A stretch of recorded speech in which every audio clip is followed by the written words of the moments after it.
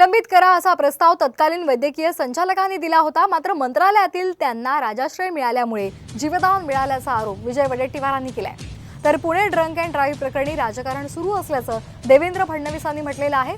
तसंच राजकारण करणाऱ्यांचा लवकरच पर्दाफाश होईल असंही फडणवीसांनी म्हटलंय। यामध्ये तो तावरेला तत्कालीन आरोग्य संचालक म्हैसेकर साहेब यांनी तर निलंबित करा म्हणून प्रस्ताव दिला होता। त्यानंतर त्यांच्या बदलीचा प्रस्ताव मंत्रालयात गेला 16 अधिकाऱ्यांचा, त्याच्यामध्ये तावरेंचं नाव होतं। त्या राजकीय लोकांच्या जवळचा होता, त्याला VIP सेवा पुरवण्यासाठी तावरेची आवश्यकता होती। गेली 10 वर्ष तावरे तिथे आहे, त्याची बदली होत नाही, याचाच अर्थ त्याला राजाश्रय आहे हे सिद्ध आहे। पुण्याच्या प्रकरणामध्ये प्रकरण एकीकडे आहे, पण या प्रकरणाच्या खांद्यावर बंदूक ठेवून काही लोक कोणावर तरी निशाणा मारण्याचा प्रयत्न करतात। त्यांचा राजकीय डावही हळूहळू उघडकीस येतो आहे।